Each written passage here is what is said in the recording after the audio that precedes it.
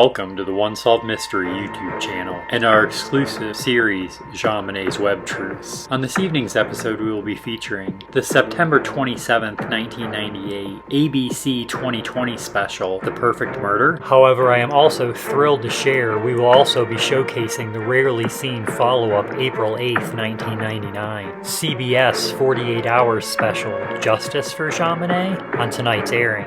But first, we begin back on September 27th, 1998 with the ABC 2020 special, The Perfect Murder. And as we do, without any further ado, let's get right into this.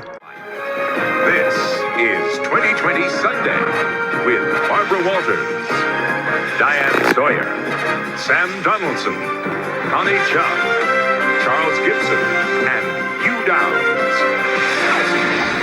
Tonight, who killed JonBenet Ramsey?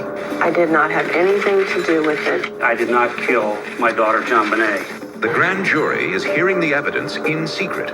But now we reveal startling new evidence that our sources say police found. A child's scream on the fateful night. A surprising voice on the 911 call. Something mysterious about the ransom note. Are these clues that could help unmask a killer? You look at something and you figure out who wrote it, in essence. Yes, that's what I do best. And for the first time on television, an exclusive interview with the lead detective who just quit the case. Do the police know who killed JonBenet Ramsey? Elizabeth Vargas with provocative details you've never heard before. What happened to JonBenet Ramsey? The perfect murder? Those stories, plus the latest on Hurricane George, tonight, Sunday, September 27th, 1998, after this brief message. From ABC News in New York, Barbara Walters and Diane Sawyer. Good evening and welcome to 2020 Sunday. Let us say at the outset that we've all seen a lot of stories about the JonBenet Ramsey case, but tonight we have new details, new information. Isn't it amazing, Diane, that it's been 2 years and we are still fascinated by this case? And 2 years in which no charges have been brought, no indictment has been brought. And we can't emphasize enough that the Ramseys are presumed innocent under the law and evidence is still being gathered. But tonight we have provocative new information that sources tell us comes from the police investigation. We also have the first interview ever with one of the lead detectives who served on the case from the beginning and who recently resigned in protest, and you'll find out why. A grand jury in Colorado is just beginning to review the murder evidence in secret now. But tonight, Elizabeth Vargas has the JonBenet Ramsey story with brand new revelations.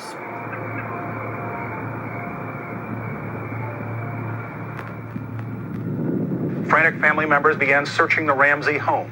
They found JonBenet's body inside a rarely used room in the basement. She had been strangled. Duct tape covered her mouth. It is clearly a new chapter in the case of JonBenet, a bright blonde 6-year-old the world knows best through the distorting lens of the beauty pageant cameras and the spotlight of a bizarre crime scene. Around 9 p.m. on Christmas Day, 1996, the Ramseys say they came home from dinner with friends and carried a sleeping JonBenet upstairs to bed. They say it was the last time they saw her alive. 1 year, 8 months, and 21 days after the murder of JonBenet Ramsey, grand jurors assembled here in Boulder to begin reviewing evidence in the case. Sources say much of it implicates her parents. The proceedings here are secret, and unlike witnesses in federal grand juries, witnesses here can't even reveal they testified. Now, we don't know exactly what the district attorney is presenting to those grand jurors, but sources have told us some of the key evidence Boulder police have collected. Last June 1st and 2nd, Boulder detectives made a presentation to the district attorney. That presentation included evidence, sources say, suggesting that one or both of the Ramseys were involved in or had guilty knowledge of the crime. We also discussed and identified and articulated 30 specific reasons that we believe a grand jury is necessary in this case and why we think it'll be helpful in moving us forward. Our information on what was said in that meeting comes from well-placed sources in various law enforcement agencies. We emphasize there may be evidence to the contrary not available to us, or different conclusions may be drawn. And a reminder, in law and in fairness, all people are considered innocent until proven guilty. Sources say the ransom note written by the alleged kidnapper is considered a key piece of evidence. Handwriting experts have ruled out John Ramsey and others close to the family. They have not excluded Patsy Ramsey, who has submitted several samples. The ransom note analysis, however, doesn't end with handwriting. The detectives enlisted the help of this man, Professor Donald Foster of Vassar College. You look at something and you figure out who wrote it, in essence. Yes, that's what I do best. Foster analyzes not the handwriting, but the text, the content, and syntax. Use of language, grammar, source material, borrowings, political or religious opinions, and anything that might enter into making a piece of writing distinctively one person's or another's, from punctuation to spelling and so on. The professor once discovered Shakespeare was the author of a centuries-old manuscript, and the FBI hired him to prove Ted Kaczynski wrote the Unabomber Manifesto. But he is perhaps best known for proving Anonymous was really Newsweek's Joe Klein. Early in the case, Foster actually volunteered his expertise to Patsy Ramsey after reading of her extreme distress. Ironically, she never called, but the Boulder District Attorney's Office did. In the Ramsey case, Foster had high marks for the detectives who brought him an impressive sampling of Patsy Ramsey's writings, letters, notes, even files police retrieved from the family computer. My experience with the Boulder detectives was that they were entirely professional in their work, that they were dedicated to the case. Have you determined who wrote the ransom note? I have no comment. Foster is bound by a confidentiality agreement with the Boulder Police Department, but sources tell us in his report, summarized by detectives in the June presentation of evidence, Foster identified the writer of the ransom note as Patsy Ramsey. Foster analyzed commonly used words and also found similarities between Patsy's letter format and that of the ransom note writers. The indentations and punctuation, especially the repeated use of the exclamation point. We looked back through our own archives and found two samples of Patsy's writing, this 1996 Christmas letter peppered with exclamation points, and this 1978 photo with a two-line note, each sentence ending in an exclamation point. Also, sources say as many as 250 books were cataloged and photographed from various rooms in the Ramsey house. In the event, they yielded possible clues. At least one book found in the bedroom did. Mindhunter by FBI profiler John Douglas. In Chapter 16, there is a case of a young girl who was kidnapped, sexually assaulted, and suffocated with duct tape. When the killer called the mother, he began with the words, "Listen carefully." The same two words begin the ransom note. Patsy Ramsey has said she found the note at the bottom of the back spiral staircase. She has said she read it and then called for John. In an interview for A&E airing tomorrow night, John Ramsey recalled his reaction after he read the note. That was the worst moment. Was suddenly realizing that someone had your daughter, your child, and has taken her, and she was gone, and we didn't know where she was, and it was dark, it was cold outside. But there's something curious here. According to a source, there are no fingerprints on the ransom note. Not Patsy Ramsey's, nor John Ramsey's.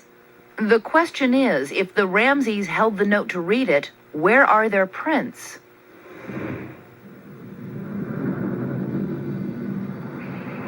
Experts were hired to enhance the 911 call placed by Patsy Ramsey at 5:52 a.m. the morning of the crime.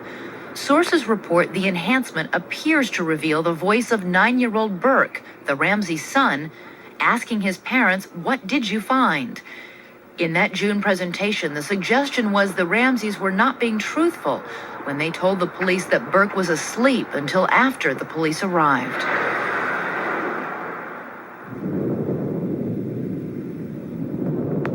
But what was Patsy wearing? According to our sources, when Patsy Ramsey greeted the police that morning, she had on makeup and the same black pants, fur-trimmed boots, and red sweater she wore with a black and red checked blazer to Fleet White's home for dinner the night before. Sources say the police theory presented in June was that Patsy Ramsey never went to bed that night. According to sources, a forensic pathologist concluded JonBenet was first hit on the head with a blunt object consistent with the shape of the head of a flashlight, and she was immediately knocked out. After that, they say she was strangled to death with a nylon cord, then wrapped in a blanket and hidden in the dark with a favorite Barbie nightgown nearby. Why not just dispose of the body? In their June presentation, detectives cited FBI profilers who believe it is more difficult for parents than intruders to callously dispose of a body.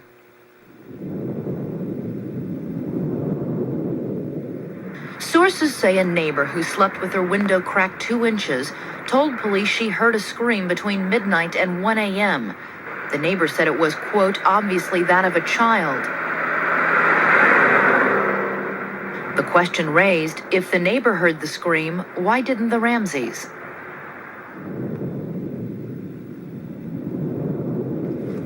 I'm appalled that anyone would think that John or I would be involved in such a hideous, heinous crime. But let me assure you that I did not kill JonBenet. I did not have anything to do with it. I love that child with my whole of my heart and soul. I did not kill my daughter, JonBenet. A $100,000 reward offered by the Ramseys for information about the killer was also discussed in the June presentation of evidence by Boulder police to the DA's office. Please, please, if you know anything, I beg you to call us. Call us. Police find it significant the $100,000 reward has never been collected. From the beginning, the Ramseys and their attorneys have suggested that an intruder could have entered through this basement window, which had been broken. Sources say that detectives in the June presentation excluded this as a point of entry. They say the grate above was covered with spider webs that were undisturbed, showing it had not been removed for access. One problem, 2 detectives reported seeing the webs, but no one ever photographed them.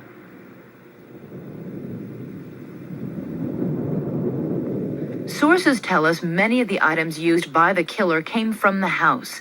The notepad in one room. From the kitchen, a Sharpie pen with ink consistent with ink on the note. The wooden paintbrush which held the nylon cord around JonBenet's neck was from Patsy's art supply set kept here, outside the windowless room in the basement where JonBenet's body was found. A forensic pathology expert concluded a sliver consistent with that paintbrush was found in JonBenet's genital area, indicating she was sexually assaulted with that paintbrush. The origin of the black duct tape and nylon cord used on JonBenet has not been confirmed, nor has the source of a partial marking from a high-tech boot found near the body. Sources say detectives told the district attorney they believe the timing of the events discounts an intruder theory. Sources say detectives prepared a time study showing how long it would take an intruder to enter, collect items around the house, write a practice ransom note and then a final draft, accost, assault, and murder JonBenet, stage the scene, and then leave the house, all without disturbing the family.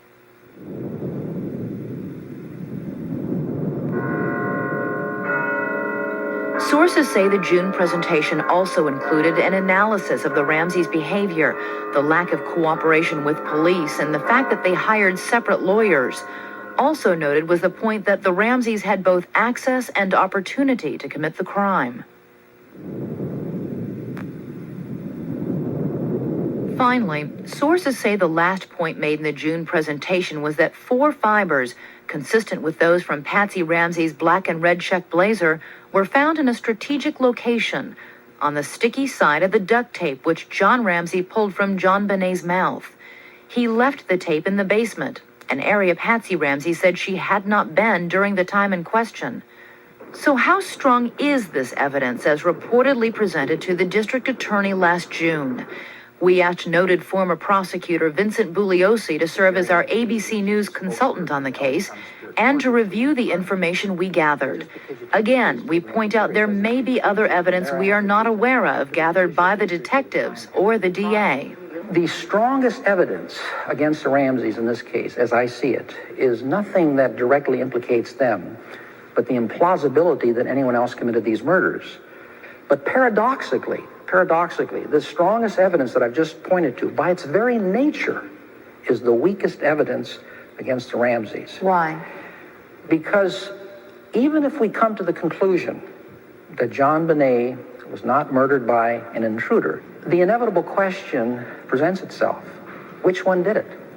And a prosecutor can't argue to a jury, ladies and gentlemen, the evidence is very clear here that either Mr. or Mrs. Ramsey committed this murder and the other one covered up. Even if the DA could prove beyond a reasonable doubt that JonBenet had to have been murdered by at least one of her parents, there'd be no case to take to the jury unless they could prove beyond a reasonable doubt which one did it. Why couldn't it have been Burke Ramsey, Patsy and John's son? He was the third person in the house that night. Well, it certainly could have been. But if it were, certainly the parents would know about it. And the question is, why wouldn't they release that information? It's not like they're protecting him from a life in prison. He's 9 years old, and in Colorado, he could not be punished at all. There'd be no legal consequences. The only thing is he'd get medical help that he obviously would need. Let's go through some of the evidence that we have been told was presented in this June meeting. First of all, the ransom note. How much weight does that carry in a court of law? Well, it carries weight, obviously, but it's not conclusive. Don't get me wrong. It's good evidence. It's not conclusive evidence. It's not going to carry the day. Even if it did carry the day, and you could prove beyond a reasonable doubt that Patsy Ramsey wrote that ransom note, that doesn't mean that she committed the murder. You have characterized this case as a non-physical circumstantial evidence case. Yeah. What do you mean by that? Well, physical circumstantial evidence, e.g., fingerprints, blood, bullet, hair matchups, usually is the very strongest type of evidence in a criminal case. But non-physical circumstantial evidence cases, as a Ramsey case, almost always are the toughest to solve, the most difficult to get a conviction of. Because we're talking about things like an inappropriate remark. Hiring separate lawyers. Yeah, a subtle effort to deflect the investigation. So this is a very tough case. The only physical evidence that I know of so far are these 4 fibers that supposedly came from Patsy Ramsey's clothing. And there could easily have been a transference from her clothing to JonBenet's clothing that would have been normal, expected. So given what sources have told us was presented, and given what sources have told us is the evidence against the Ramseys, if this case were to go to court, you think the Ramseys would beat it? I think they would, yeah. At this particular level, yeah. And I'm not exaggerating when I tell you that the prosecutor has to prepare that summation for hundreds of hours. I'm talking about 200, 300, 400 hours of preparation so he can put each speck of evidence upon another speck for the jury until ultimately there's a strong, irresistible mosaic of guilt. The prosecutor's argument and logic has got to be so powerful that the jury feels it has no choice but to convict. On Friday, we spoke to lawyers for John and Patsy Ramsey, and they told us that they believe the Ramseys are the innocent victims of a, quote, unprecedented and vicious media assault, attempting to influence the grand jury. They also believe police have stirred up, in their words, a lynch mob. The lawyers say it's difficult to address specifics without seeing the actual police reports, and they added that they've not heard the 911 enhancement. Furthermore, the lawyers also challenged the credibility of Donald Foster, who analyzed the text of the ransom note. And they told us they believe it's easier to hear a scream in the basement from across the street than from the Ramseys' third-floor master bedroom. The murder of JonBenet Ramsey consumed his life. So why did this detective suddenly up and quit the case and his job? He'll tell you tonight in an Elizabeth Vargas exclusive when 2020 Sunday continues. The big question most people seem to ask is, why, after nearly 2 years has no one been arrested for the murder of JonBenet Ramsey? Well, the insider you're about to meet has a very strong opinion. He is Steve Thomas, and he was one of the lead detectives in the Ramsey investigation, and then suddenly, last month, he quit, igniting a firestorm of controversy. Tonight, for the first time, he speaks out. And while his ground rule was that he wouldn't discuss the evidence, he does tell Elizabeth Vargas and the rest of us why he thinks this murder remains unsolved. This case took over your life. Well, it absolutely did. It became all-consuming, night and day, the birthdays and holidays and Christmas and anniversaries that we spent away from home. Detective Steve Thomas is a dedicated cop with a solid record for 13 years. For nearly 2 years, he says he and other detectives worked 100-hour weeks, all in the name of justice for a murdered 6-year-old. That's some of the sentiment behind where the detectives stand and what they feel about JonBenet. And yet, on August 6th, you resigned from your job. A career that I loved, a career that I think I was pretty good at. But on that painful day he resigned, on JonBenet's birthday, Detective Thomas sent flowers to her grave, turned in his badge, and wrote a scathing letter. In your letter, you made a very serious allegation accusing the district attorney, Alex Hunter, of thoroughly compromising the Ramsey investigation. I stand by my letter. That letter, a 5-page, single-spaced hand grenade thrown right into a case that seemed to have stalled for months. In it, Thomas accused the Boulder District Attorney's Office of mishandling and compromising the case. He accused them of shameless tactics against innocent people, of failing to support basic search warrants for telephone and credit card records, and of sharing police evidence with the Ramseys and their lawyers. It just got to a point where it was very disheartening. Also in Thomas's letter, the serious accusation that some evidence was never collected, some never tested, because of the office of Boulder's district attorney, Alex Hunter. If I come across as arrogant, I apologize to you for that. Citing the sensitivities surrounding the grand jury, Hunter declined our request for an interview. Some people might say, well, you are the police. It doesn't matter what support or lack thereof you're getting from the DA's office. Just go out and get the evidence and tell us who the killer is. Why can't you do that? Maybe on television, but police detectives know that is not the case in real life. Do the police know who killed JonBenet Ramsey? I'm not going to answer that question. He says he is loyal to his victim above all else, and since his resignation, many have called him a hero who forced a reluctant prosecutor to convene a grand jury. Some call him a traitor. There have been some critics who maintain that your letter may actually hurt a prosecution's case in the future, that in fact it may be used in a trial to help a defendant get off. I hate to think that the truth would hurt anything. You called this case a failure of the system. Those are very harsh words. We're coming up on the second anniversary of this homicide. I certainly don't see a success or a victory of justice. Did JonBenet get to you more than other cases? Absolutely. Someone needs to stand up and speak for JonBenet. She can't speak for herself, and the detectives tried to do that. We're going to solve this case, but we're going to do it our way. As Boulder's district attorney for 26 years, running the last 7 terms unopposed, Alex Hunter is certainly popular. Yet the Steve Thomas letter ignited a firestorm of criticism. We asked him to remove the case from Alex Hunter's jurisdiction and appoint Some key Ramsey case witnesses joined Thomas in a call for a special prosecutor, like Fleet White and his wife Priscilla, who had dinner with the Ramseys that Christmas Day. It is likely that the district attorney has attempted to discourage police detectives. Last month, a front-page column called Alex Hunter the reluctant prosecutor. Veteran reporter Juliet Whitman outlined a sampling of cases not filed or undercharged. I think there's real fear and incompetence and laziness. Attorney Claudia Bailiff ran Boulder's Rape Crisis Center for 5 years. She says she was so surprised at the plea bargains for child molesters. In 1990, she prepared this formal study of Hunter's record. The most staggering statistic we came up with was of 60 individuals who were convicted of sexually abusing children or incest, only one went to prison. And we were absolutely stunned by that. Bailiff resigned in frustration.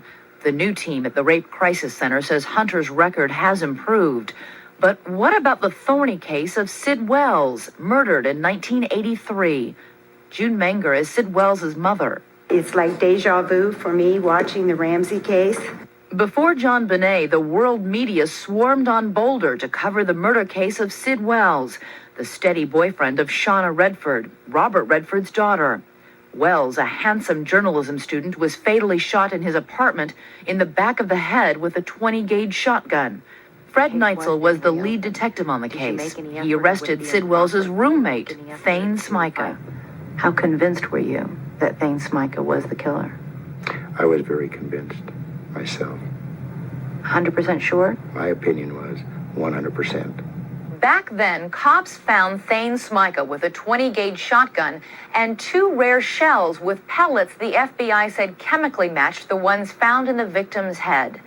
But Hunter's office thought the case was weak, and Smyka was out of jail in less than a month. But there was something else that made the detectives angry. This document. Neitzel says he found it by accident. It shows a puzzling deal Hunter cut with a suspected murderer. If Smyka would waive his right to a speedy trial, Hunter would guarantee a grand jury would not indict him. At first it was total shock. Then it became rage. The deal did allow for a future prosecution, and now, under the scrutiny of the Ramsey case, the Smyka case has been reopened. State-of-the-art ballistics tests confirm the old ones. But here's the problem. Thane Smyka skipped town and disappeared more than a decade ago. Again, June Menger, the murder victim's mother, on Alex Hunter. I think he should resign. But the pressing question today is, can District Attorney Alex Hunter rise to the current challenge of the Ramsey case? Again, ABC News consultant Vincent Bugliosi. I'm sure he's an honorable person and he's interested in seeking justice in this case, but he's certainly not the stereotypical DA who's tough and hard-nosed, and you need an aggressive DA in a situation like this. And he apparently is not that type of person. Which perhaps is why his critics say it took public protest to get the Ramsey case to a grand jury after nearly 2 years. Remember, a grand jury can compel reluctant witnesses to testify. How unusual is it to wait that long to impanel a grand jury to investigate It's highly unusual, particularly when you have 2 suspects and they're not cooperating with you. I mean, it's DA 101. That when you have 2 suspects, you do everything possible immediately to separate those 2 and not give them time for their stories to harden and to reconcile with each other. It's being done now, a year and a half later, but it's a little late in the day. Incompetence. Incompetence, right. Based on what we know right now, based on what our sources have told us is the evidence right now. Right. If they don't come up with anything more, is this the perfect murder? Obviously, if they don't come up with enough evidence, then the perpetrators committed a perfect murder, yeah. And now one more note in the case. This weekend, a detective who came out of retirement to help the district attorney try to solve the case resigned, saying he believes an intruder committed the crime. As for Steve Thomas, he now works as a carpenter. And the grand jury? It has been at work for 4 days, hearing testimony from the first police officers to arrive at the crime scene. As we conclude this September 27th, 1998, 2020 episode, The Perfect Murder, if you are enjoying the programming here on One Solved Mystery, please like, subscribe, and hit the notification bell so that you can be notified of other videos, including the follow-up video to this episode, the April 8th, 1999, 48 Hours Lost Media, Justice for JonBenet? But as we do, without any further ado, let's get right into this. And a prosecutor. I pray that it gets solved. Tonight, new details about the murder of JonBenet Ramsey. Did you ever consider each other? No, absolutely not. Her parents speak out in their own defense. I don't know what happened. God knows, and he's not telling. And a son defends his father against allegations of abuse. There was never any abuse in my family. Zero. None. Plus, this detective had a key role investigating the murder. Now, new charges that he was targeted for blackmail. Do you believe it was blackmail? I do. Aaron Moriarty has the story of the pressure on one Boulder cop. They wanted Steve to know that he better talk to them. He better come up with some information. And does the Ramsey house still hold the clues to catching a killer? I think someone either in the family or very, very close to the family committed this crime. Bernard Goldberg tracks the case with a former FBI profiler. 2 years after the murder. I'm getting very mad at what's been done to us, to my family, what hasn't been done to solve this crime. I'm angry. A 48 hours investigation.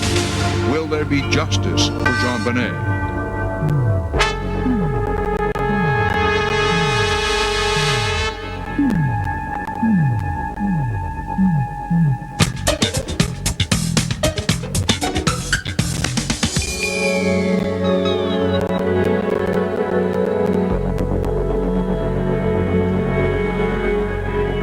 This is a story of murder that has been anything but a textbook case. Good evening. More than 2 years after her death, the case of JonBenet Ramsey continues to intrigue and to trouble a good many people. Not in all the journals and legal documents found here or in any law library are you likely to find a precedent to explain all that has happened in this very strange case. We've conducted our own investigation. And tonight, we hope to shed some light to go with all the heat. The district attorney has now requested a 6-month extension for the grand jury, which convened in September, but it may not be needed. 48 Hours has learned that deliberations could begin in about a week, and the panel of 4 men and 8 women might even wrap up their work by later this month. But will there be an indictment for murder? If so, against whom? Will there be justice for JonBenet Ramsey? From day one in this case, there's been a wealth of scorn and suspicion aimed at her parents. Bill Lagatuda begins tonight with John and Patsy Ramsey in their own defense in a murder case that has not gone by the book. Because we're the parents, we're the murderers? Is that the thesis? It's sad if that's what we think as a society. They may be one of the most hated couples in America. We felt like she was a gift given to us. Her eyes were incredible. She would almost look through you into your soul. Polls tell us most Americans believe John and Patsy Ramsey were involved in the death of their 6-year-old daughter, JonBenet.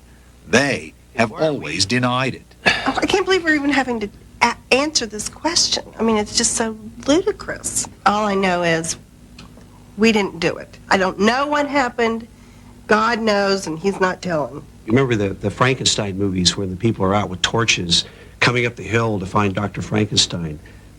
That's how we feel. That's who's out there coming at us. These people with torches. Yeah, let's get them, get them, get them. That may be the one fact in this story no one disputes. The media did descend like a mob on the Ramseys from the beginning. Television, newspapers, especially the tabloids, found in the wealthy parents people everyone loved to hate. The shocking murder of a 6-year-old in this house in Boulder, Colorado, the day after Christmas 1996, has become the great American whodunit, with John and Patsy Ramsey as the main characters. We're no different than any normal family. And look what's happened to us. It could happen to you. It's scary. The Ramseys have never been charged or officially even been called suspects. But they say they felt great pressure from the Boulder authorities. And the media hounding was relentless. We've been chased all the time. The Ramseys decided to escape Boulder and flew to Atlanta, their old hometown, to bury their daughter. They bought a house, and John Ramsey, a successful businessman, started a new company. Their son Burke, who was 9 when his sister was murdered, entered a private school. Of course, the Boulder police didn't forget about them, and neither did the media. There were hidden cameras at the gravesite. There were reporters in the bushes. So I have never felt comfortable in just going out and spending time at the gravesite. Last year, the Ramseys agreed to be interviewed for a British documentary. 48 Hours obtained exclusive rights to the more than 5 hours of talks, which took place over 2 days. Although the Ramseys placed no restrictions on the questions asked, the interviews were hardly confrontational. I came back from that interview and, my family would say, well, what are they like? Do they have horns? And I said, they appear to be just ordinary folk. The maker of the documentary was journalism professor Michael Tracy. He agrees with the Ramseys that the media in this case turned into a lynch mob. The story that was told was that either John or Patsy or both killed JonBenet. When you went into this interview, how did you feel about the Ramseys in terms of their guilt or innocence? I like to think, and I'm not fantasizing here. I didn't have a view on the crime. I don't know who killed JonBenet. To this day, I don't know who killed JonBenet any more than anyone else does, as far as I can see. Tracy, who is now a consultant for 48 Hours, did ask a question many have wanted to ask the Ramseys since the day of the murder. Did you ever consider each other? No. Absolutely not. This interview is the only time the Ramseys have told their entire story. A story of a kidnapping, then a murder they have always denied being part of. If I should die before I wake, I pray the Lord my soul to take. And I remember praying that over her that night as I tucked her in.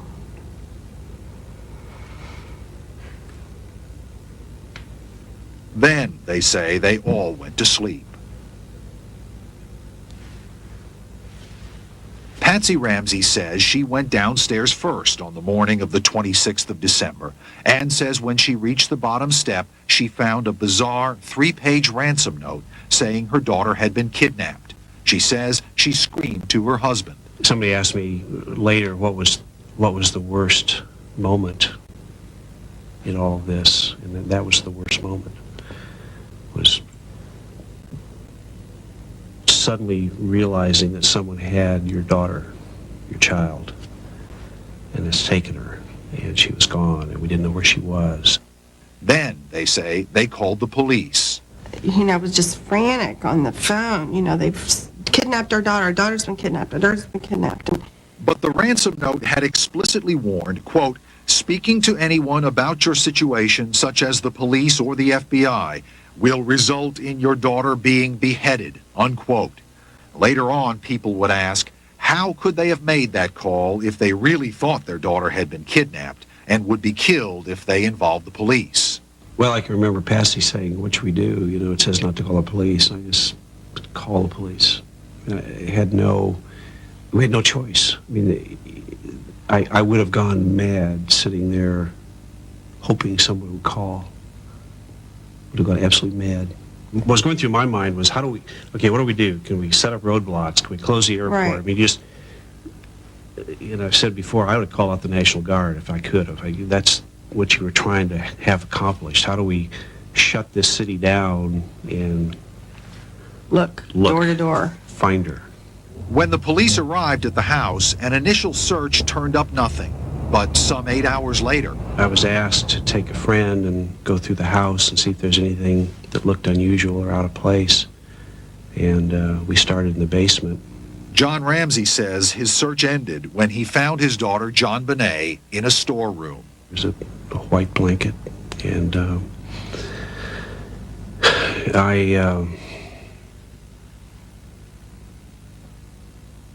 eyes were closed. I feared the worst, but yet I'd found her.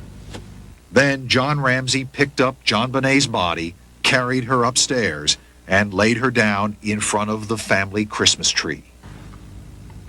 We walked into the living room, and she was there, and John said, she's gone.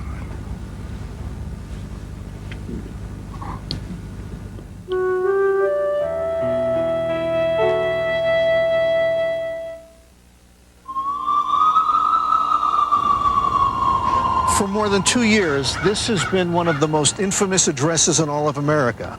The house where JonBenet Ramsey was brutally killed.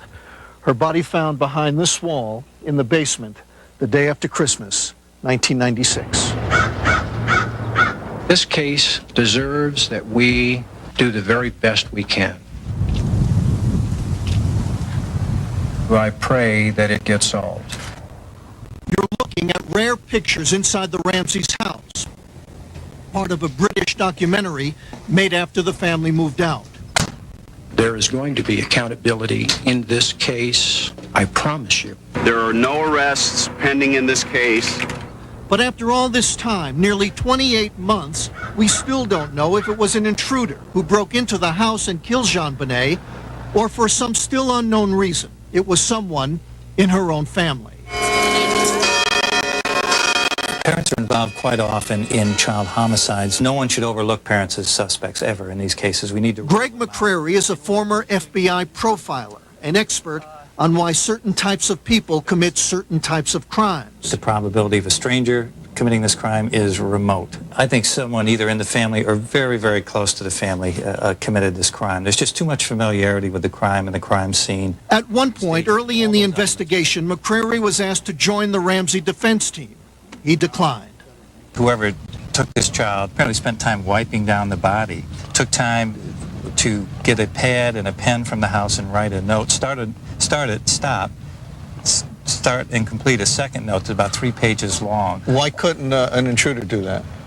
It's very, very unlikely. Stranger intruders, when they come in to abduct a child, they're in and they're out. Certainly for the first several months, virtually all of us thought that it was the parents. Including you? Uh-huh. Sherry Keene Osborne writes for Newsweek. She's been on the story from day one. We spent a week interviewing them. If I had to absolutely say right now what I thought, I would say that it was not the parents. Therefore, that only leaves an intruder. A special kind of intruder, she believes, fitting the profile of a sadistic pedophile. The sort of guy that gets his jollies out of high risk, who wanders around in the house, who almost taunts the people. Whether that theory is true or not, Greg McCrary says suspicions about the Ramseys' involvement may be well-founded. The Ramseys' behavior itself brought a lot of speculation on about their potential involvement in this crime. For example, police thought they were unhelpful, even evasive. The common behavior of victim parents in a situation like this is that not only will they talk to the police, you can hardly get them out of your hair. But the Ramseys didn't grant police an official interview until months after the murder, after they hired lawyers, separate lawyers, supposedly on the advice of a family friend. Does that sound odd to you? Separate attorneys, to me, almost speaks of a conflict of interest. In other words, why couldn't one attorney represent both of them if their interests were the same? The day the crime was discovered, John and Patsy Ramsey were not treated as suspects, not at first anyway. Thinking the case was a kidnapping, the Boulder police treated them as victims. And that was only the first of what many now say were a number of serious police mistakes that day. They were interviewed together. And they were not separated, for any interview, so that was a mistake. And police allowed the house, the crime scene, to be contaminated. They allowed friends who were called by the Ramseys to wander wherever they wanted. One, trying to tidy up the house, actually started cleaning the kitchen, possibly destroying evidence. Someone at one point picked up 409 and was scrubbing down the counters. There was more. When an initial search of the house came up empty, the lead detective actually asked John Ramsey and a friend of his to keep looking on their own, a decision that allowed for the contamination of the very room where JonBenet's body would later be found. That's a police function. They should have searched that house. If the crime scene is not intact, contaminated, doesn't matter what we do, you cannot decontaminate. All this worries Dr. Henry Lee, a forensic scientist famous even before he testified in the O.J. Simpson case. I'm here as a scientist. Look at a scientific issue. Lee was brought into the Ramsey case by Boulder DA Alex Hunter. Unless we know the past, very difficult to find. What's the future going to be? 1:05 in the afternoon, John Ramsey located his daughter's body in this room, in the basement, her body wrapped in a blanket, her skull fractured. There was a boot print near JonBenet and a palm print on a door nearby. Neither has ever been identified. And there was something more, DNA, under her fingernails and in her underwear. The DNA under her fingernails and on her underwear match. They belong to the same person. They don't belong to any of her family, any of her friends, anyone that they've been able to identify as yet.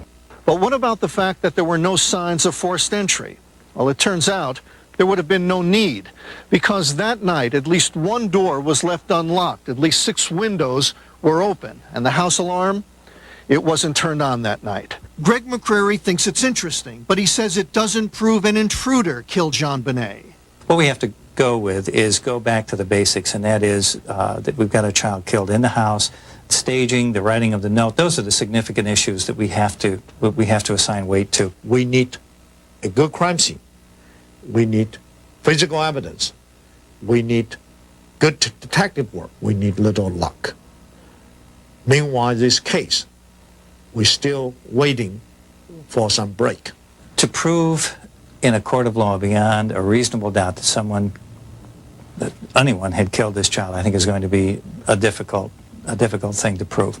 Difficult because anyone who might know what happened isn't talking, and a house once so full of clues now stands empty, yielding nothing but ghosts from a Christmas past. Hello, I'm Patsy Ramsey, and we'd like to welcome you to our home and wish you a very Merry Christmas. Wave JonBenet.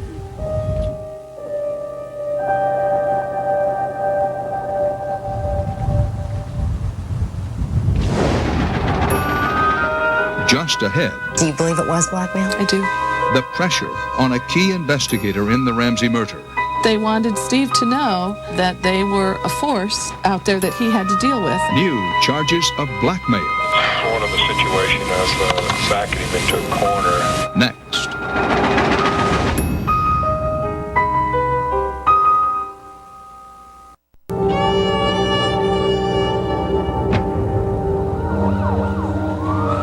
This is a tragedy. Who could have done it? There were no visible signs of forced entry. Who killed JonBenet Ramsey? It is a sad reality in America. Why aren't the parents angry? The Ramseys have suffered a terrible loss. They've got a dead daughter, and they're entitled to grieve. That a family's nightmare And suddenly the media descended on Boulder. can be an editor's dream. The Ramsey story became a bestseller, especially for tabloid newspapers like The Globe, which, according to its former researcher, Well, there was constant pressure. was willing to do just about anything to keep it that way. When I started working for The Globe, I thought there would be some amusing tactics and some slightly unethical tactics, but I never fathomed that I would ever be a part of anything that could be construed as remotely criminal. Jeff Shapiro was 23 and fresh out of college when this man, Tony Frost, the executive editor of The Globe, offered to send him to Boulder. We'll rent you a new car and put you in an apartment at our expense. There was no way to say no. Shapiro was paid more to cover the case I make over $50,000 a year. than most of the cops investigating it. He soon discovered how he would earn it I used to call it home sweet home because I'd come here so much. by using rather unorthodox methods to get leads. And I watched all the activities that they had in front of the house with a pair of binoculars, watching the police conduct some of their reenactments of the crime scene from this tree. Why in the tree? So they wouldn't see me. Because any major scoop, like this one, when the Globe bought stolen crime scene photos, These are not autopsy photographs. These are photographs that illustrate the information that has already been released. could kick up circulation by more than 250,000 readers. The pressure on Shapiro was intense. I was constantly reminded if I couldn't come up with a story that, maybe they didn't really need me there. I always had to get a lead, and if I couldn't get a lead, then I couldn't stay. But by last summer, It was a nightmare. It was almost impossible to come up with anything new. until suddenly, a lead detective on the case resigned. At first, the Globe and other tabloids tried to buy his information. If you could develop Steve Thomas as a source, and a good one, you can know this case in ways that no one else could. Steve probably knew more about the Ramsey case than anyone else at the time. Peg Miller is Because Steve he had worked Thomas's so friend long and and knew attorney. him. Several tabloids approached him and offered him money. How much money? I heard the figure go up over time to as high as $100,000. $100,000? Right. What was his reaction to that? He said absolutely not. That's when Shapiro says a Globe editor came up with another way to get Steve to cooperate. I didn't know anything about it until I was talking to one of my editors on the phone. Shapiro says for his own protection, he began taping phone conversations with his editors. He let us listen to some. During this call last August, Globe editor Joe Mullen said he had a file on Detective Thomas's personal life. Mother, and grandfather, Josephine, Pat, Dodie, and Bill, while living in Austin, Texas. Mullins also said he uncovered a sensitive secret about the health of someone in Thomas's family, which he described on tape, but we won't reveal. I don't want you talking about this to anybody. No, I would never do that. I would never, I wouldn't want something like that to get out. What did Mullins intend to do with the information? I'm not sure that this is even a story for us, but it was something that I thought I might use to get an interview with him, you know. How so?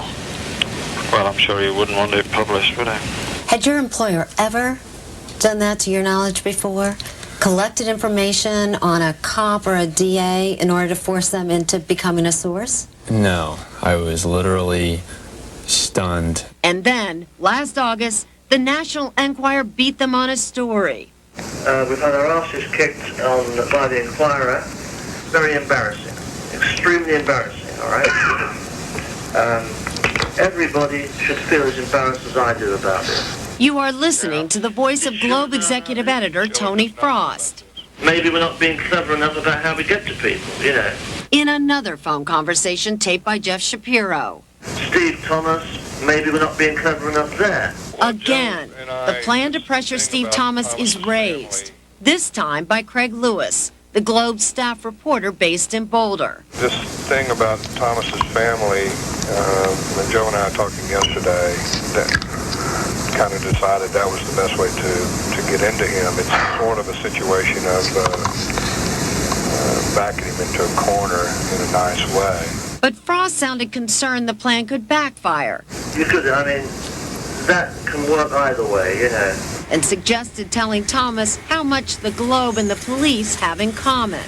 The plus we have is that Globe, and Tony Frost in particular, have more reason to go for the Ramseys than the police have. After that, there's about a 4-minute gap in the tape Shapiro gave us, so we don't know exactly what was said.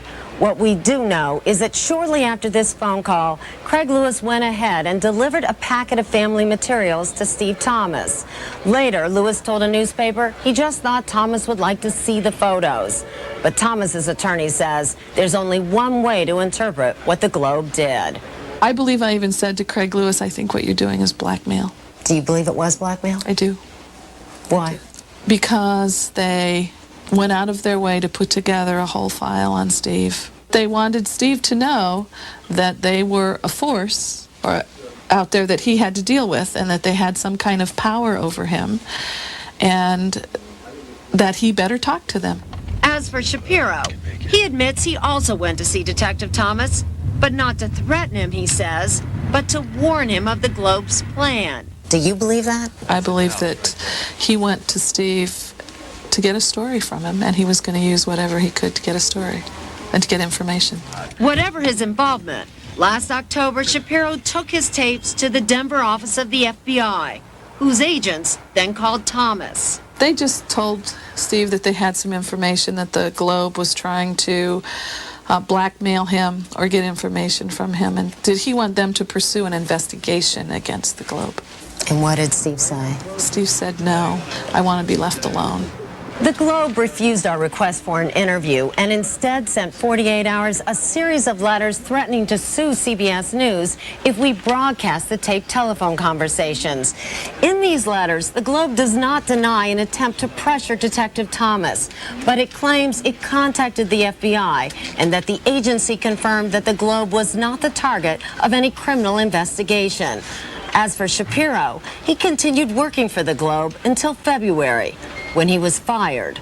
there will be people who listen to you to say, so much of what you did bothered you, and yet you kept working. Right. You didn't quit. Right. It's a pretty seductive world, isn't it, though? It's hard to leave. The money. Sickening. I mean, everything that I've seen completely lacks any moral standing. I've often told people that people in the tabloid world are not necessarily immoral, they're amoral. But that includes you, Jeff, because you were part of it. That's true. Coming up, He's the most caring father in the world. defending a father against allegations of abuse. He has never, ever abused us in any way, physically, sexually, or emotionally. Just ahead.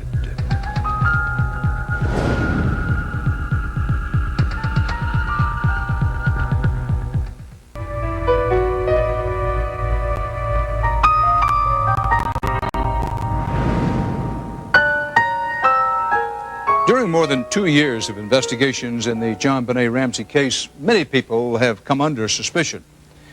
But so far, no one has been officially described as a suspect in the murder.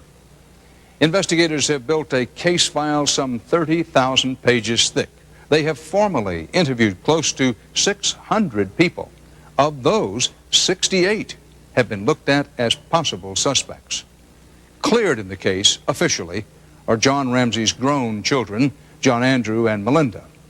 Through it all, the umbrella of suspicion, say the police, still hovers over the parents, John and Patsy Ramsey. Here again is Bill Legatuda. I'm mad now. I'm getting very mad at looking back at what's been done to us, to my family, what hasn't been done to solve this crime. I'm angry. In that interview, which aired on British television, John and Patsy Ramsey got to give, pretty much unchallenged, their version of the murder investigation. According to the Ramseys, they were not uncooperative with the police or the district attorney's office.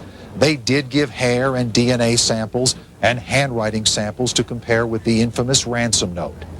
If you believe the Ramseys, then you have to believe the police were out to get them.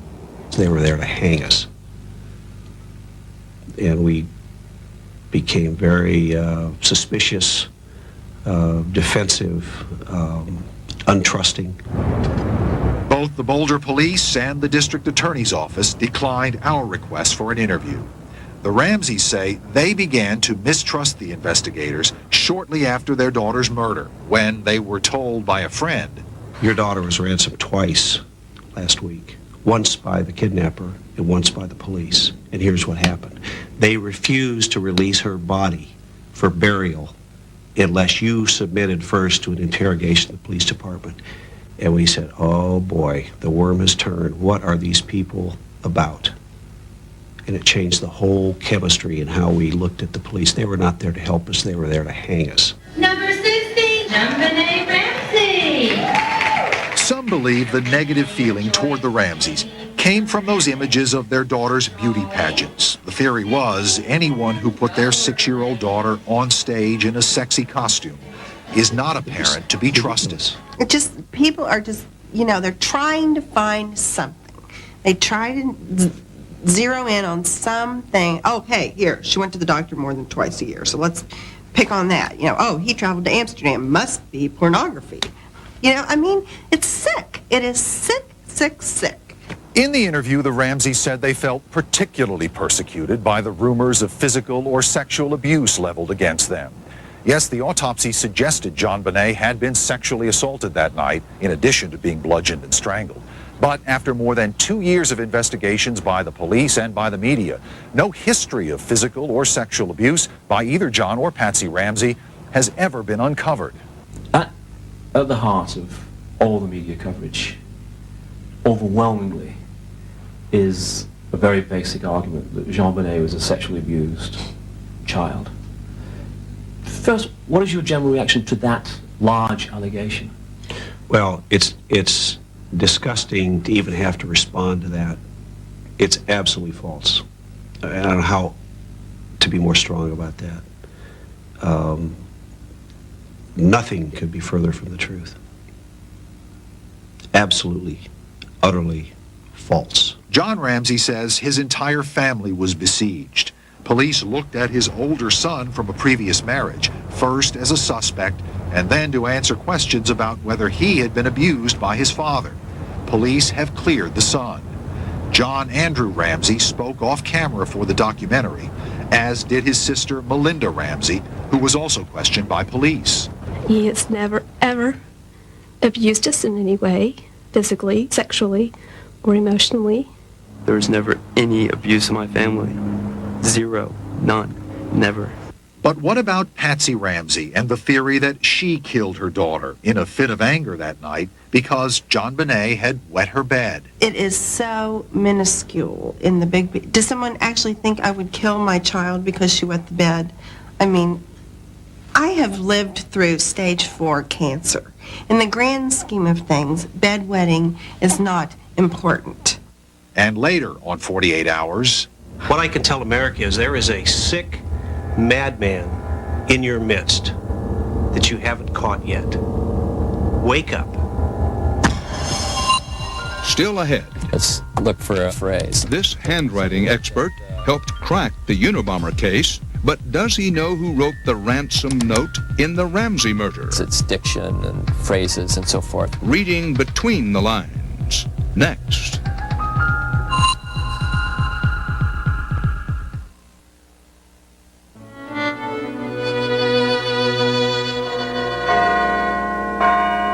I just started downstairs. There were these pieces of paper lying on the stair. Mr. Ramsey, listen carefully. It said, "We have your daughter, you know, your daughter." And if you want to see her in 1997, I screamed. You don't know what to do. You know, what do we do? you must follow our instructions to the letter. What shocked me was the idea that someone would go into a stranger's home and commit a crime as horrific as this particular crime, and then sit down in the kitchen and write out 2 pages. When they first heard a ransom note had been found, here you have a small letter D that ends with an upward stroke and then a tick. It is somewhat distinctive. handwriting experts John and Paul Osborne were sure that the 370-word trail would lead straight to the killer of JonBenet Ramsey. It would be among the most primary pieces of evidence in trying to identify who it was that committed the crime. After all, there was another famous child murder. The murder of the Lindbergh baby. The Lindbergh baby kidnapping case. These various notes are Hoffman's admission and where ransom notes were key. There wasn't just one ransom note. There were 12 or 13 of them. Did your father actually analyze this? Yes, it was. Paul's father and grandfather, pioneers in handwriting analysis, identified the writer of the ransom notes, Bruno Hauptmann. Didn't you lie on the note? I did not. Who was later convicted in court. My grandfather and my father, they both testified. The evidence was really quite overwhelming.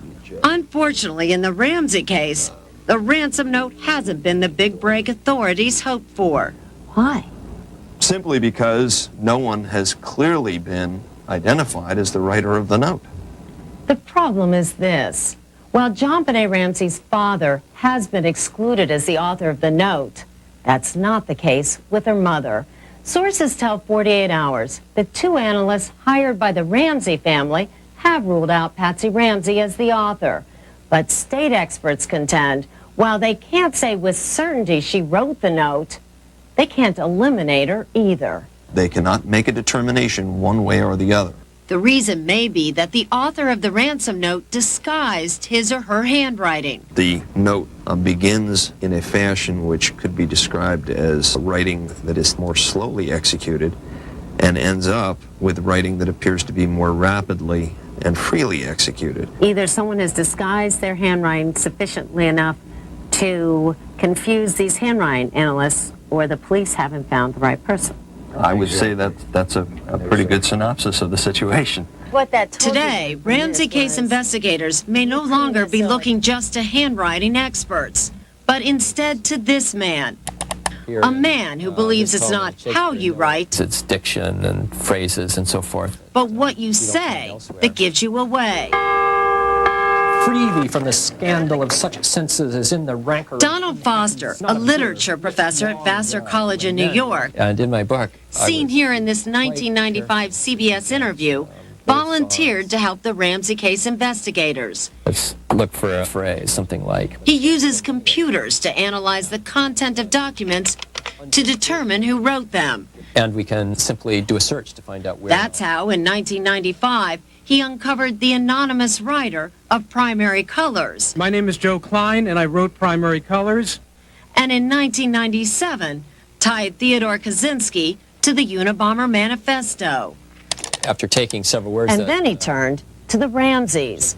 Foster won't discuss his work in that case, but in trying to analyze the content of the ransom note, Foster had to contend with the fact that many of the phrases seem to be borrowed from the scripts of famous movies. Take the line, "If we catch you talking to a stray dog, she dies," sounds a lot like, "If you talk to anyone, I don't care if it's a Pekingese pissing against a lamppost, the girl dies." from the movie girl Dirty okay? Harry. How about the line, "Don't try to grow a brain, John," and from the movie Speed, Jack, nothing tricky now. Do not attempt to grow a brain. Foster took the movie references and all from the ransom note and compared them to the writings of possible suspects. Last summer, sources tell 48 Hours, Foster gave Ramsey investigators what no other expert has been able to do. He tied Patsy Ramsey to the ransom note. But like everything else in this case, the story doesn't end there.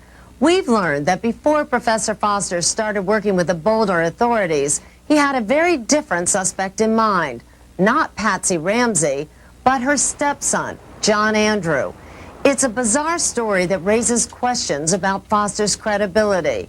A story that begins with the internet and this woman. You know, I'm a stay-at-home housewife, bakes bread.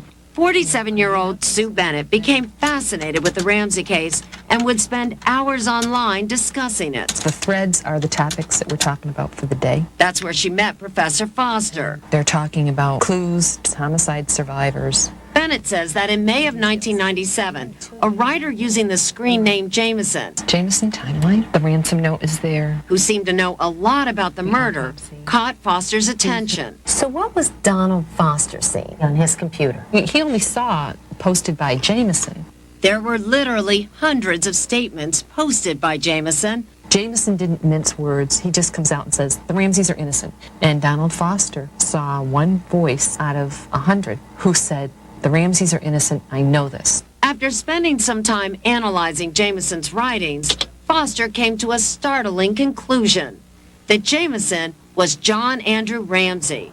More startling, that John Andrew might be the killer. I mean, it's crazy. Foster was so sure that in a letter to his literary agent, he bragged that he had solved this Colorado crime. This text analyst from Vassar, you know, this well-respected professor, got it wrong. How does Sue Bennett know? I'm Jameson. There's never been another Jameson. That's right, Sue Bennett is Jameson. Somehow this man who can tell everything from analyzing text determined that I could murder a 6-year-old child with a garrote.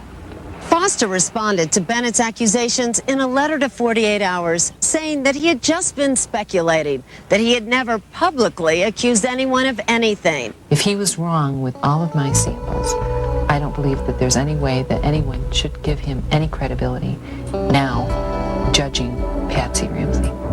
And Foster's credibility could become crucial if the grand jury acts on his report and indicts Patsy Ramsey. At that point, the 2.5-page ransom note would once again become the crucial piece of evidence. Still to come. I don't care if they believe me or not. My life has been ruined by the loss of my child. The Ramseys remain defiant. That's next.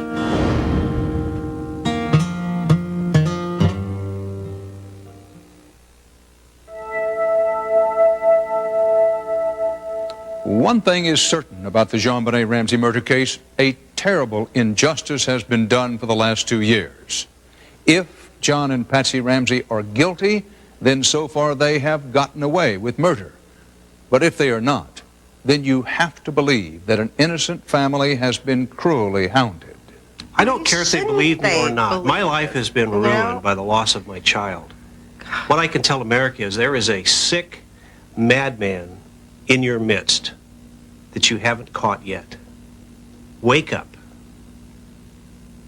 Could be you tomorrow. This could happen to any one of you. It's frightening. I can't believe we're Think of sitting going here. to sleep, thinking your children are safe in bed, that you're going to get up in the morning and have another wonderful day with them, and you get up and you find one of them murdered. You could be sitting here. We're no different than you. We love our children. You love your children. You should be frightened by what's happened to us. Mark well. The question of innocence or guilt for John and Patsy Ramsey remains an open question. Under the law, as of this moment, they're not even accused citizens. They haven't been charged with anything. And even if the grand jury returns an indictment against the Ramseys or anyone else, there's no guarantee of a trial. It would still be up to prosecutors to take the case to court, something the DA has said he is reluctant to do unless he can be confident of a conviction. Many who are closely following the case doubt that there will ever be a conviction. You know, every year in this country, thousands of murders go unsolved. Not a handful of them get this much attention. The JonBenet Ramsey case has been a magnet for the media. Beautiful child, beautiful house, and plainly put, those pictures, which unfortunately some people find to be provocative. Whatever the outcome of this case, the intense spotlight used to scrutinize a murdered 6-year-old girl and her family reflects on all of us. And that is not such a pretty picture. What matters in this case, what matters in any murder case, is justice. And so far, there has been no justice for JonBenet Ramsey. That's 48 hours. And that concludes tonight's airing of 48 Hours on the Unsolved Mystery YouTube channel. If you enjoyed this evening's presentation, please comment below and consider hitting the like, subscribe, and notification bell, as it helps our channel out significantly. So I hope to see some of you next Sunday at 7 p.m. Eastern Standard Time for our next live premiere episode.